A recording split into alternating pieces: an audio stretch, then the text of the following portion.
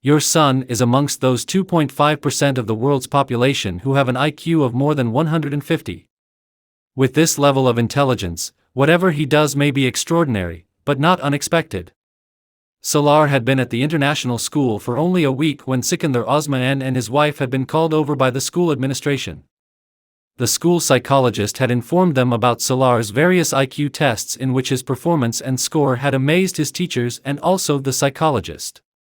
He was the only child in the school with such a high IQ, and very soon he became the focus of everyone's attention. During his meeting with Mr. and Mrs. Osman, the psychologist got another opportunity to dig out more information about Salaar's childhood. He had been studying Salaar's case with much interest, which was personal rather than professional. It was the first time he had come across such an IQ level. Sikandar Osman remembered well that when Salaar was just 2 years old, he was remarkably fluent in his speech, unlike other boys of his age, and very often he came up with things that left him and his wife wondering. One day he was speaking to his brother on the phone while watching TV, and Salaar was playing nearby. After the call ended, Sikandar saw Salaar pick up the phone and say, "Hello, uncle, this is Salaar." Sikandar watched him as he happily chatted away. "I am well.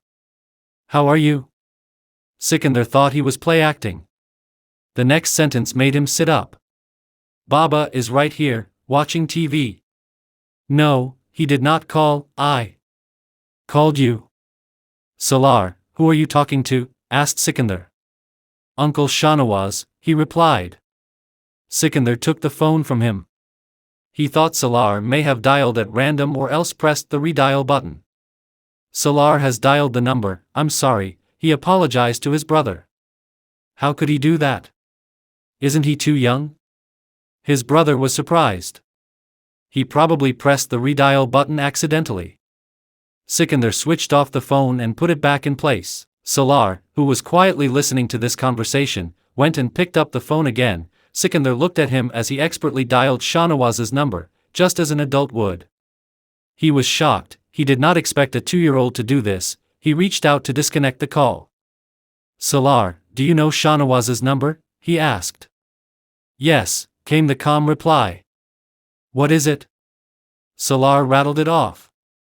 Sikandar stared at him. He did not think Salaar knew how to count, let alone remember a string of digits. "Who taught you this number?" "I learned it myself." "How?" "You just dialed it." Salaar looked at him. "Do you know how to count?" "Yes." "How far can you count?" "Till 100. "Show me how." Like a machine, Salaar counted from 1 to 100, in one breath. Sikandar could feel knots in his stomach. "I am going to dial a number now, and when I disconnect you call the same number," he said. "Okay." Salaar was enjoying this game. Sikandar dialed a number, then switched off the phone. Salaar immediately took the receiver and dialed the same number as confidently as his father had. Sikandar's head was spinning. Salaar could remember any numbers that he dialed, and could then dial them accurately. He had a photographic memory. Sikandar called his wife. "I haven't taught him numbers," she said. "Yesterday I just set out the numbers 1 to 100. But I did get him some books a few days ago." Sikandar asked Salaar to count to 100, this he did while his mother watched in amazement. Convinced that the child was far ahead in intelligence for his age, they enrolled him in school much earlier than they had his siblings. He excelled in school. "This child needs your special attention, because compared to children of average intelligence, such children have a more sensitive and complicated nature. If he has a good upbringing, he will be an asset to your family, indeed to the country." Sikandar Osman and his wife listened with pride to the psychologist, who was a foreigner. They began to give Salaar preferential treatment at home. He became the most beloved and favorite child, and they were very proud of his achievements. At school, he was promoted to the next class after just 1 term, and then again at the end of the term he was promoted yet again. Sikandar was perturbed. He did not want Salaar to be sitting for his O-levels and A-levels at the age of 8 and 10. Considering the speed of his progress, this seemed quite likely. "I would like you to let my son spend a full year in class before he is promoted to the next level. I do not want him to race through his academic career in school at this abnormal speed." You can increase his subjects and activities, but let him progress normally towards promotion. So, Salaar was not moved up mid-term. His talents and energy were channeled into sports and other extracurricular activities. Chess, tennis, golf and music interested him the most, and he took an active part in whatever happened in school. If he did not participate in something, it was only because he did not find it challenging enough. Javeria, give me professor's notes, will you? Imama asked Javeria, who was studying. Javeria handed her a notebook, which she began to leaf through it. Javeria continued with her reading, but suddenly turned to Imama, as if she had remembered something. Why have you stopped taking notes during lectures? Imama looked up. I would if I could understand them. What do you mean? You don't understand professor's lectures? Javeria was surprised. He's such a good teacher. Did I say he wasn't? It's just that. Imama trailed off, distracted. She turned back to the notebook. Javeria looked at her closely. Aren't you getting absent-minded lately? Are you disturbed about something? She put away her book. Her tone was caring. Disturbed? Imama muttered. No. You have dark circles under your eyes. Last night, I think it was 3 o'clock, when I woke up, you had not yet slept. I was studying, Imama replied defensively. No, you weren't. Your book was in front of you, but your thoughts were somewhere else. Is there a problem? What problem could there be? Then why have you become so quiet? Javeria ignored Imama's attempts to stall the conversation. Now, why should I be at a loss for words? Imama tried to smile. I'm as talkative as ever. It's not just me, but others too have noticed that you have been disturbed, Javeria said seriously. It's nothing, just the usual tension because of studies. I don't believe you. After all, we're all together, you cannot be any more tense than us. Javeria shook her head. Imama sighed, she was getting fed up with this. Is everything all right at home? Yes, absolutely fine. Have you quarreled with Jad? Why would I quarrel with him? Imama responded in the same tone. But there can still be differences and… Imama cut her off in mid-sentence. When I am telling you that there's no problem, why can't you believe me? In all these years, what have I not shared with you, or what do you not know about me? Then why are you questioning me as if I were a criminal? Imama was losing her temper. Javeria was confused. Of course, I believe you. I thought you were holding back because I might worry. That's all. Javeria, somewhat contrite, got up and went back to her table and resumed reading her book. After some time she yawned and turned towards Imama. She was sitting up, her back to the wall and notebook in hand, but her eyes were fixed on the wall in front. He parked the car some distance away from the bridge across the canal. He opened the boot and took out a sack and a length of rope and moved towards the bridge, dragging the sack behind him. Some passers-by saw him, but they did not stop. Once on the bridge, he pulled off his L shirt and flung it into the water. In a few moments the shirt was swept away by the flow.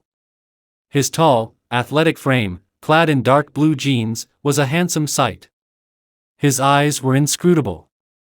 He could have been anywhere between 19 to 29 years of age, but his height and appearance made him look much older. Holding on to one end of the rope, he threw it over the bridge till it hit the water. Then he started tightly winding and knotting the rope in his hand around the mouth of the sack till he had used it all up.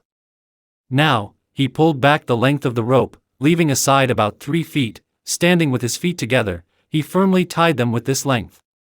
Next, he made 2 loops with the remaining rope and hopped onto the railing of the bridge, and then passing his hands through the loops behind his back, he pulled the knots and tied up his hands too.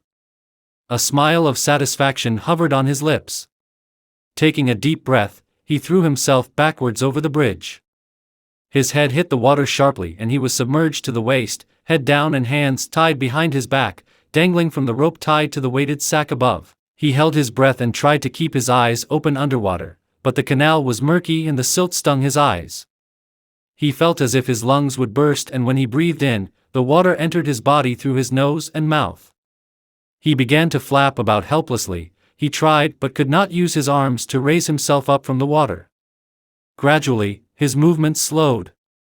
Some people who had seen him jump off the bridge ran to the railing, shouting. The rope was still shaking.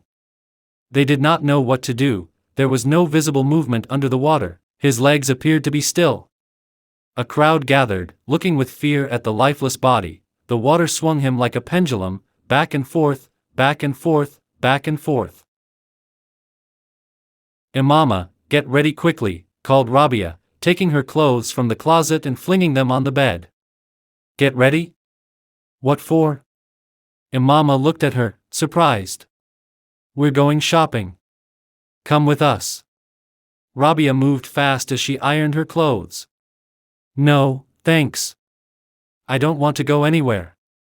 Imama lay back on her pillow, her forearm shielding her eyes. What do you mean by, I don't want to go anywhere? Who's asking you, anyway? I'm telling you, Rabia continued in the same tone. And I'm telling you that I am not going, replied Imama without moving. Zainab's coming too, the whole group is going, and we'll go to the movies when we are done shopping. Imama looked up. Zainab's coming along? Yes, we'll pick her up on the way. Imama became thoughtful. You are getting duller by the day, Imama. Rabia's tone was piqued. You've stopped going out with us. What on earth is happening to you? Nothing. I am just too tired today and want to sleep, Imama said, looking at Rabia. After a while Javeria came in and she too tried to persuade Imama, but there was just one refrain from her, I am too tired, I want to sleep.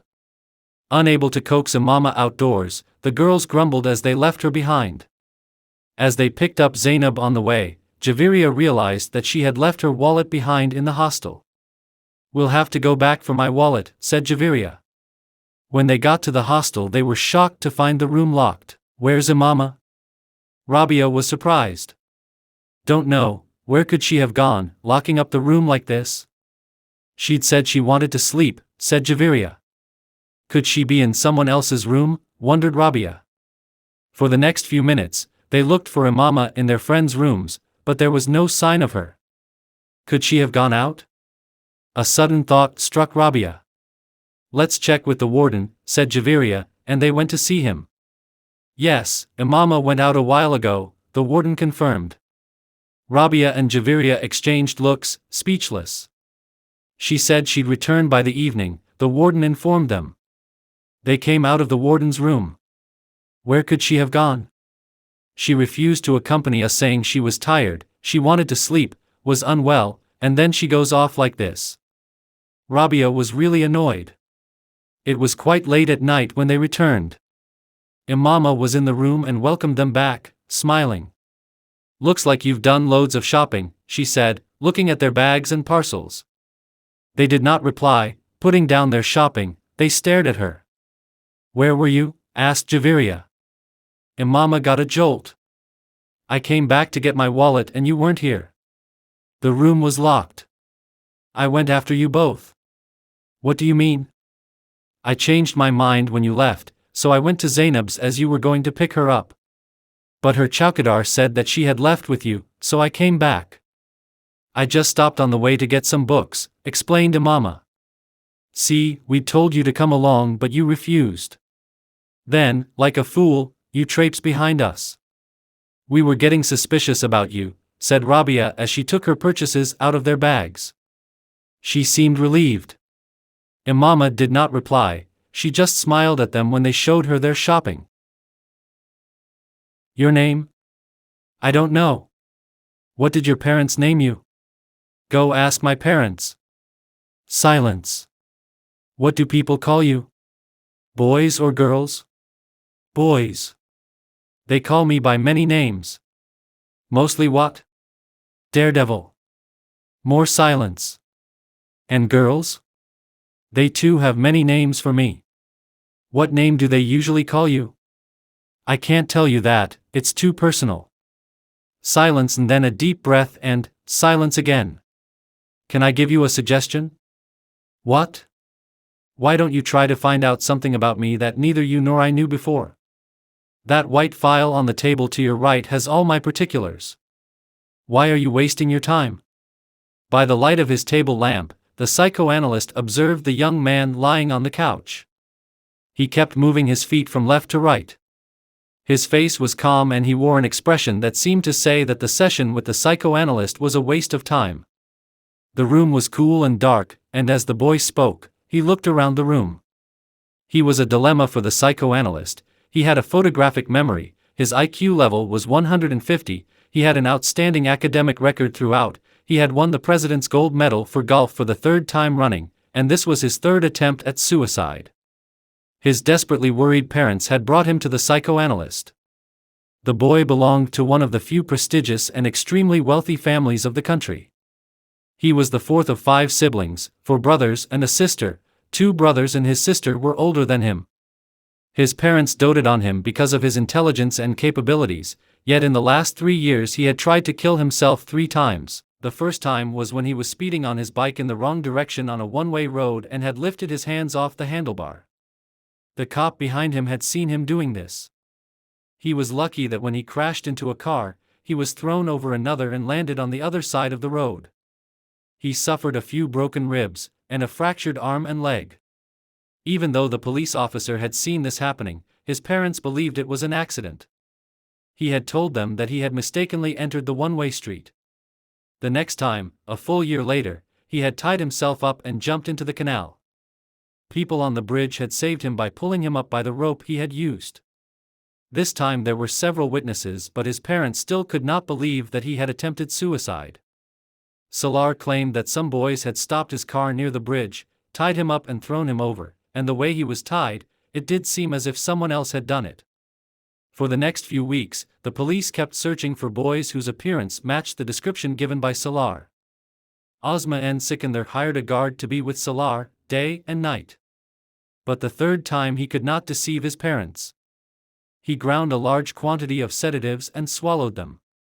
The effect was such that even after a stomach wash, it took him a long time to recover. This time, there was no mistaking what Salaar had done. The cook had witnessed him grinding the pills, adding them to a glass of milk, and gulping down the whole. Taiba and Sikandar were in a state of shock. They thought of the previous 2 incidents and regretted that they had believed his stories. The entire household was upset and the news spread to the school, in their neighborhood and to the whole family. He could no longer deny that he had attempted suicide, but he was not willing to explain why, neither to his brothers and sister and nor to his parents. Sikandar had intended to send Salaar abroad after his A-levels, as he had his other 2 sons. He knew that getting admission was not a problem for Salaar, he would even be able to get a scholarship. But all his plans seemed to have gone up in smoke. And, on the advice of his friend, he sent Salaar to a psychoanalyst. Very well, Salaar, we'll keep our discussion to the point. Why do you want to die? Salaar shrugged. Who told you I want to die? You have made 3 attempts at suicide. There's a great difference between trying and dying. It's a coincidence that you have been saved all 3 times, otherwise, you had left nothing to chance. Look, what you call an attempted suicide is not what I intended, I just wanted to know the pain of dying, how it feels. The psychoanalyst watched his face as he very calmly clarified his purpose. And why do you want to experience the pain of dying? Just like that, call it curiosity. He took a deep breath and looked at this brilliant young man who was now staring at the ceiling. So your curiosity was not satisfied with 1 attempt? Oh, I passed out then, I was unconscious, so I could feel nothing. The next time too, and this time too, I could not feel it. He shook his head. So you'll try again for the 4th time? Certainly. I want to know how it feels to experience the furthest limits of pain. What do you mean? Like ecstasy is the furthest limit of joy, but I don't understand what comes after ecstasy. And so it is with pain, there must be some level of pain beyond which one cannot go. I don't get it. Suppose you're watching a striptease, there's loud music, you're drinking, and you've also taken drugs, you're dancing, and slowly you lose your senses, you're in ecstasy, where are you then? What are you doing? You don't know, all you know is that you like it very much, whatever it is. When I go abroad for my vacations, I go to such bars with my cousins. My problem is that unlike them, I never get wild with joy, I'm never ecstatic. I don't get turned on like they do, and it makes me unhappy. I thought that if I cannot cross the limits of happiness, then perhaps I could go to the limits of pain, but I couldn't. He looked very disappointed. Why do you waste your time on such things? You have such a fantastic academic record. Please, please, do not start harping about my intelligence. I know what I am. Salaar's tone was one of resignation. I am sick of hearing my praises. The psychoanalyst watched him for a while. Why don't you set a goal for yourself? I have. What? I have to try suicide once again. He was completely serene. Are you depressed about something? Not at all. Then why do you want to die? Shall I start all over again, to tell you that I do not want to die? That I am trying to do something else? He was bored sick. It was back to square one. The psychoanalyst fell quiet for a while. Are you doing all this because of some girl? Salaar turned in surprise to look at him. Because of a girl? Yes, some girl you are very fond of and would like to marry. He burst out into loud, uncontrolled laughter. My God! You mean I would kill myself for some girl? He laughed. In love with a girl and kill myself, too funny. The psychoanalyst had several such sessions with Salaar and the result was always the same, he had no clue. My advice is that you not send him abroad, instead keep him here and keep a close eye on him. Perhaps he does this to attract attention. This was his suggestion to Salaar's parents after several months. As a result, instead of sending him abroad for higher studies, Osman enrolled Salaar in one of Islamabad's top institutions. He thought that if Salaar was kept close to the family, he would not attempt suicide again. Salaar did not show any reaction to this decision, just as he had not shown any reaction to his earlier decision of sending him abroad. After the last session with the doctor, Osman, Sikandar and Taiba sat Salaar down in their bedroom and had a long talk with him. They listed all the luxuries they had provided for him over the past so many years. They told him about their expectations of him and their love and affection for him. He sat before them, expressionless, chewing gum mechanically and watching his father's distress and his mother's tears. Frustrated, Osman finally asked him, "What is it that you lack? What more do you want? Tell me." Salaar thought for a while and said, "A sports car." "Very well, I'll import a sports car for you, but don't ever do such a thing again, okay?" Osman Sikandar felt better. Salaar nodded in affirmation. Taiba wiped away her tears and drew a sigh of relief. When Salaar left the room, Osman turned to his wife. Lighting a cigar, he said, "Taiba, you will have to cut down on your activities and keep an eye on him. Try to spend some time with him daily." She nodded in assent. Wasim saw Imama sitting out in the lawn. She had the earphones on and was listening to something on her Walkman. He slipped up very quietly behind her and grabbed the earphones off her, but she swiftly turned off the Walkman. "What are you listening to, sitting here all by yourself?" he said in a loud voice as he stuck the earphones into his ears. Imama had already switched off the cassette. She got up and pulled at the earphones. "This is the height of bad manners, Wasim, behave yourself." She was furious. Wasim did not let go of the earphones. Imama's anger had no effect on him. "I want to hear what you were listening to, what's rude about that? Switch on the cassette. I wasn't sitting here with this for your listening pleasure."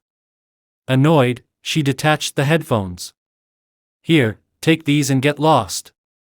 She sat down again, firmly gripping the Walkman. Wasim felt that she seemed somewhat disturbed, worried. But why should she be worried? He shrugged off the thought. Pulling another chair, he sat down and put the earphones on the table before her. "Here, take these and don't be so angry. Carry on with whatever you were listening to," he said, trying to placate her. "No, I don't want to listen to anything now. You can keep them."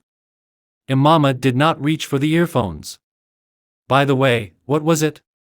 "What could it be?" she replied in the same tone. "Ghazals, Perhaps, wondered Wasim. You know, Wasim, you share many traits with old women. For example? For example, nitpicking. And spying on others without the least embarrassment. And do you know how selfish you are gradually becoming? Wasim replied likewise. Imama did not mind it. So now you know how selfish I am, she replied with a smile this time. You are so silly that I couldn't believe you'd come to this conclusion. If you're trying to embarrass me, then don't bother, I'm not going to be ashamed. He was being bullheaded, but still, it is one's duty to try. Aren't you being too smart today? Wasim looked at her closely. Possibly. Not possibly, certainly. Anyway, it's better than that monastic silence you adopt on your return to Islamabad. What monastic silence? Imama responded. You've changed a fair bit since you went to Lahore. I'm under the pressure of studies. Everybody feels that pressure, Imama, but you seem obsessed. Wasim said, interrupting her. Let's not fall into this silly argument, tell me, what are you doing these days? Having a ball. He was rocking his chair. That's what you do all year long. I'm asking you about any special interest now. Just hanging out with friends. You should know what I do once the papers are over, you're forgetting everything, Imama. Wasim looked at her somewhat sadly. I asked you this in the hope that you may have improved, but obviously my question was redundant, replied Imama. You should know that I am a year older than you, so please wind up your allegations. He was trying to rub in his being older. How are things with this boy next door? Imama suddenly remembered something. Choo-choo? Somewhat strange, I'd say, shrugged Wasim. He's a weird chap. If he's in a good mood, he'll exalt you to the seventh heaven, if he's in a bad mood, he'll dump you into the gutter. Most of your friends are like that, she said with a smile. Birds of a feather flock together. No, that's not the case. At least, I do not behave the way Choo-choo does. Wasn't he going abroad? Imama asked Wasim. Yes, he was supposed to, but I'm not sure. I think his parents don't plan to send him. His appearance is very odd, looks like he's from some hippie tribe or will be. Have you seen him lately? I saw him yesterday, when I was coming home. He was going out then, there was a girl with him. A girl? Was she wearing jeans? Wasim was suddenly interested. Yes. And she had mushroom-cut hair? She was fair? Wasim snapped his fingers with a smile. Ursa, his girlfriend. The last time you named someone else, said Imama, staring at him. The last time? When was that? Wasim wondered. 7 or 8 months ago, when you spoke to his girlfriend. Oh, that was Sheba. Wonder where she's now? Then he had a mobile number painted on the rear screen of his car, laughed Imama as she repeated the number. You mean you remember the number? Laughed Wasim. How could I forget? I've never seen a mobile number written so boldly and that too on a car, she laughed again. I think I'll put my mobile number on my car too, he said, running his fingers through his hair. Which mobile? The one you haven't bought yet? She scoffed. I'm buying one this month. Then be prepared for Baba's wrath. If you have the number painted on the car, he'll be the first one to call you. That is what holds me back, Wasim said with resignation. It's best for you that rather than have your bones broken you should keep your emotions under control. Besides, there are other issues. What if Samaya gets to know about your mobile connections? Wasim cut her short. What will she do? I'm not scared of her. I know you're not scared of her, but she's the only sister of 6 brothers, if you please. While you plan to get engaged to her, do consider the pros and cons of consequences that may arise from any untoward action on your part. Imama was bent on teasing him. Alas, what can I do now? My fate is sealed, Wasim replied with a mock sigh. I should never buy a cell phone as it will be of no use to me, at least, not for finding a girlfriend. He began to rock on his chair. Again. Better late than never, but you have seen sense, Imama said, as she reached for earphones on the table. What was it that you were listening to? Wasim remembered as he saw her pick up the earphones. Nothing special, she replied, putting off the question. If you're going to Lahore, then stop by Imama's hostel on your way back. I've got her clothes from the tailor, you could drop them off, said Salma to Hashim Mubin. I'm going to be very busy, I can't possibly go around to Imama's hostel. Hashim wasn't too happy with the idea. The driver's going with you, if you can't go then he can deliver the parcel. The season's coming to an end, if she doesn't get the clothes now, they'll just lie unused, and I don't know when she'll come next. Salma launched into a long explanation. Right, I'll take them. If I don't find time, then I'll send them over with the driver, agreed Hashim. He spent a fairly busy day in Lahore and it was past 5 by the time he was free. He decided to take the parcel himself to Imama and went to the hostel. It was the first time he had come here since her admission. He sent her a message through the gatekeeper and waited for her. 10 minutes passed, then 15, then 20, he was getting impatient. Before he could send another message, he saw the gatekeeper coming back, accompanied by a girl. When they came closer, he saw it was Imama's childhood friend from Islamabad. Assalamu alaikum, uncle, said Javeria. Walaikum assalam, child, how are you? Very well, thank you. I've got some clothes for Imama, her mother sent these as I was coming to Lahore. I've been waiting here for nearly an hour, but she hasn't come. Hashim sounded plaintive. Uncle, Imama is out shopping with her friends. You can give me the parcel, I'll hand it over to her. He held out the parcel for Javeria and saying goodbye, he left. Javeria went back to the hostel. The smile had disappeared off her face and her anxiety was only too apparent. As she turned in towards her room, she came across the warden and her smile reappeared. Did you talk to her father? The warden inquired. Oh yes. There's nothing to worry about, she's at home in Islamabad. Actually, he brought me some clothes sent by my family. As he was coming to Lahore, Imama suggested he take them along. But he asked for Imama instead when he got here. In one breath, Javeria rattled off many lies. The warden breathed a sigh of relief. Thank God. I was worried sick, she told me about going home for the weekend, where could she be? As Javeria stepped into the room, Rabia jumped up. What's the news? She is in Islamabad, isn't she? No, Javeria said despondently. My God. Rabia put her hands on Javeria's shoulders. Where could she have gone? How should I know? All she told me was that she was going home, but she didn't. Then where is she? Imama is not that kind of a girl, said Javeria, as she tossed the parcel on her bed. What did you tell the warden? Asked Rabia, worried. What did I tell the warden? I lied, what else could I do? If I'd told her that she wasn't in Islamabad, all hell would have broken loose, she'd have called the police. And what did you tell uncle? Asked Rabia. I lied to him too that she had gone shopping. But what happens now? Rabia was very worried. I am concerned that if she doesn't get back, I'll be in real trouble. Everyone will think that I'm hand in glove with her, that I knew her program and I lied to her father and to the warden. Javeria's anxiety was mounting. Could Imama have met with an accident? She's not the sort who. A new fear struck Rabia. What can we do now? We can't even discuss this with anyone, said Javeria, biting her nails with worry. Let's talk to Zainab, suggested Rabia. For God's sake, Rabia, be sensible for once. What are we going to achieve by talking to her? Javeria was really annoyed. Then let's wait. Perhaps she'll be back by tonight or tomorrow morning, then there's no problem. And if she doesn't, then we have to tell the warden the truth. Rabia spoke seriously as she considered the situation.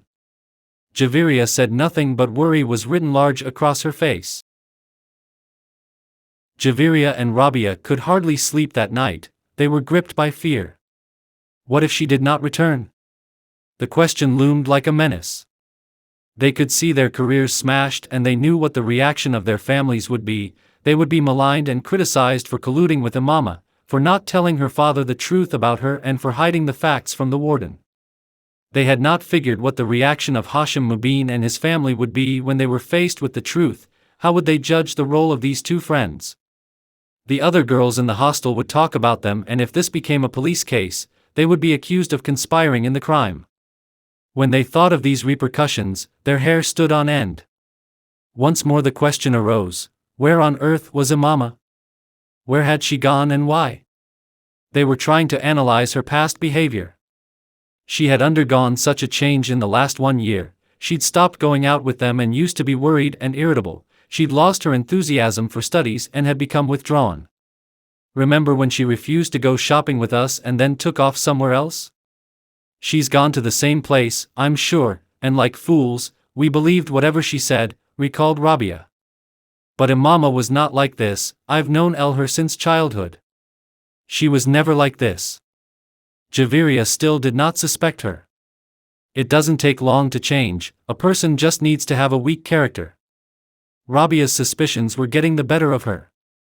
Rabia, she got engaged of her own choice. She and S.A.W are very fond of each other, so why would she do such a thing? Javeria tried to defend her friend. Then you tell me where she is? I've not turned her into a fly and stuck her on a wall. Her father comes here to meet her and he has come from his home, so obviously she's not there, and she told us she's going home. There was helplessness in Rabia's voice. It could be that she met with an accident, that she did not get home. Whenever she goes home, she always calls up to tell them that her brother should pick her up from the bus stop. Had she called up this time too, they would not be sitting complacently. If she hadn't reached home, they would have called the hostel. From her father's attitude, it seemed that she had no plans for going home this weekend. Rabia stopped Javeria in her musings. Yes, she never goes home twice in a month, but this time she decided to, the very next week. In fact, she took special permission from the warden. There's definitely something wrong somewhere. Javeria's fears were aroused again. We're going to be in deep trouble along with her. We really made a grave mistake in covering up. We should have been honest with her father that she's not here. He could have done what he wanted to. It would be his problem. At least we would not have been in this mess. Rabia went on muttering. Anyway, what can we do now? Let's wait and see till morning. If she does not turn up, then we have to tell the warden. Javeria was pacing around the room. They spent the entire night talking, worrying. They had not slept a wink. The next day they did not attend classes. There was no point in going in their sorry state. Imama used to get back by 9 on Saturdays when she went home for the weekend, but there was no sign of her. Rabia and Javeria were at the end of their wits. It was 2:30 and she hadn't returned. Ashen-faced and trembling, they left their room to see the warden, making up their statements. They were a short distance from the warden's room when they saw Imama entering, calm and collected. Bag slung over her shoulder and folder in hand, she was certainly returning from college. Javeria and Rabia felt as if the ground slipping away from beneath their feet had suddenly become firm. Their stilled breath was restored and the headlines that seemed to be screaming at them from the next day's papers miraculously evaporated. All these fears were replaced by the anger that was aroused in them by the sight of Imama. She had seen them and was moving towards them. There was a very pleasant smile on her face. "Why didn't you come to college, Todi?" she asked after greeting them. "We would think about going anywhere if we had respite from your woes." Rabia's tone was bitter and sharp. Imama's smile disappeared. "What's the problem, Rabia? Why are you so angry?" she said with some concern. "Just step into the room, and I'll tell you why." Rabia grabbed her arm and pulled her in. Javeria followed them without a word. Imama was surprised, confounded by Rabia's and Javeria's attitude. Rabia shut the door and faced Imama. "Where are you coming from?" she asked in a sharp, angry tone. "Islamabad, where else?" Imama put down her bag. Her reply added to Rabia's fury. "You should be ashamed of yourself, Imama, deceiving us like this, pulling the wool over our eyes. What do you want to prove? That we're duffers? Idiots? Fools, fine, we are, I admit, or else we'd not blindly believe you nor be so deceived," said Rabia. "I fail to understand you. What deception are you talking about? It would be better if you sat and spoke to me calmly. Imama appeared helpless.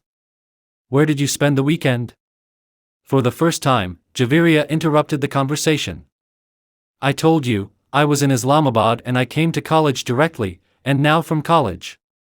Rabia did not let her complete her words. Stop this rubbish, Imama. The lie is not going to work. You did not go to Islamabad. How can you say that? Imama raised her voice.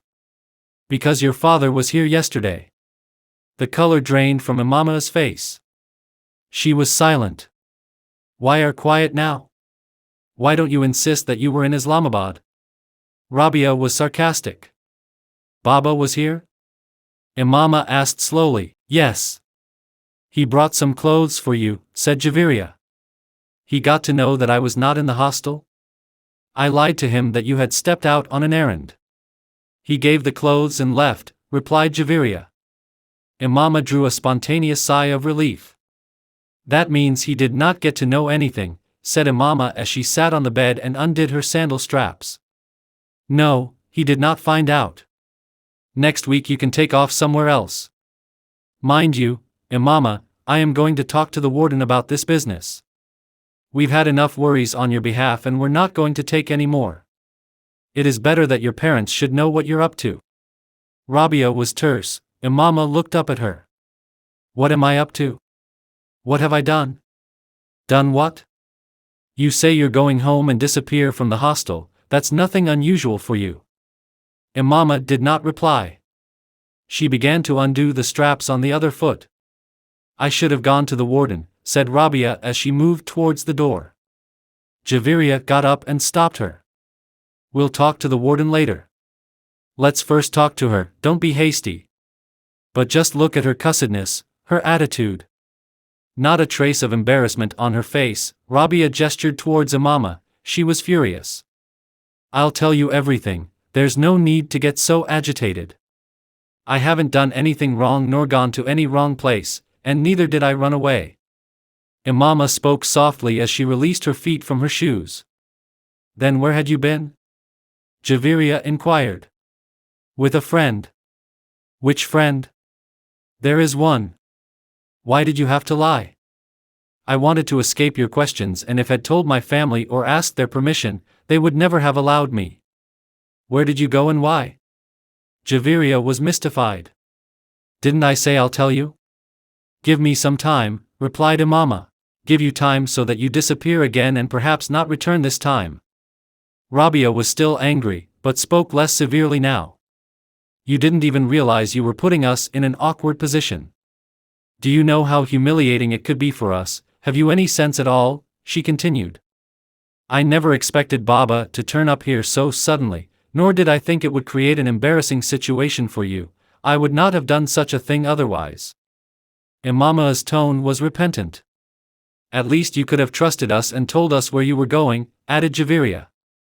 I'll never do this again, promised Imama. Well, I don't have any confidence in you or your promises, said Rabia brusquely. Rabia, let me clear my position, you are grossly mistaken, Imama replied weakly. Do you realize that our careers and our lives are at stake? Is this what you call friendship? All right, I made a mistake, I am sorry, forgive me. Imama conceded defeat. Until you tell us where you had disappeared to, we're not going to accept any apologies or forgive you. Rabia was adamant. Imama looked at them silently. After a while she said, I had gone to Sabiha's. Rabia and Javeria exchanged surprised glances. Who? They asked in unison. You know her, replied Imama. That fourth-year student, Sabiha? Javeria could not contain herself. Imama nodded. But why did you go there? She's my friend. Friend? What friend? You barely know her. You only meet her in college, you don't even know what kind of person she is, and you go off to spend the weekend at her place, exclaimed Javeria. And that too by deception. At least there was no need for you to lie to us or to your family about this, added Rabia. Her tone reflected her anger. You can call her up and ask her if I had been there, offered Imama. Fine, you were there, but may we ask why? Persisted Javeria. I needed her help, said Imama after a pause. They looked at her, surprised. Help with what? Imama looked up and stared at them without blinking. Javeria squirmed. What sort of help? She repeated. You know very well, replied Imama softly. I? Javeria was somewhat taken aback. She looked at Rabia, who was watching her intently. Yes, you know very well. Don't talk in riddles, Imama. Come out with it, Javeria spoke sharply. Imama looked at her quietly for a few moments and then lowered her head. She had lost her case. Tell me, what is your life's dearest desire? That day Imama had pursued Javeria. Javeria looked at Imama's face for a while and then said, My dearest wish is that you become a Muslim. A current shot through Imama. Shocked and uncertain, she looked at Javeria, who spoke on softly, slowly. You are such a dear friend, so close to me that it hurts to see you on a misguided path, not just you, but your entire family.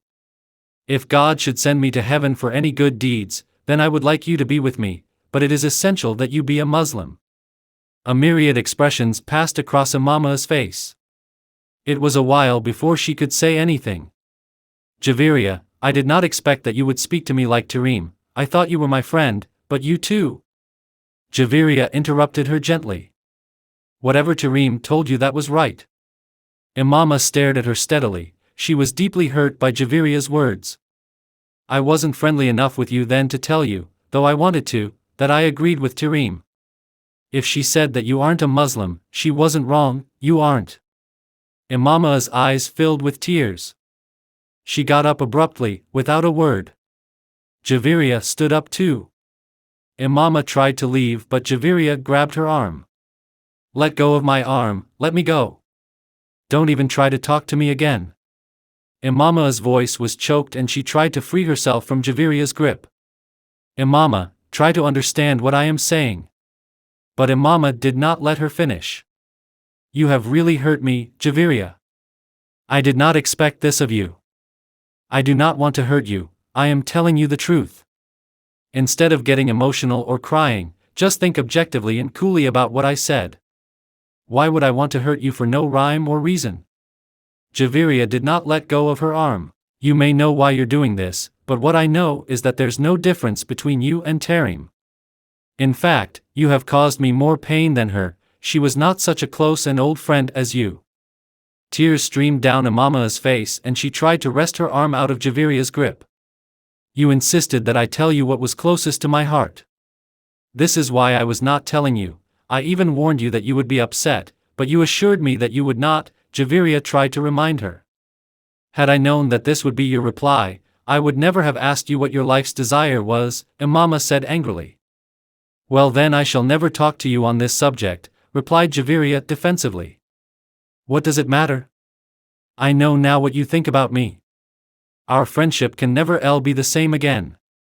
I have never criticized your beliefs, but instead of considering my faith as being one of the sects of Islam, you have put me outside the pale of the religion, Imama said.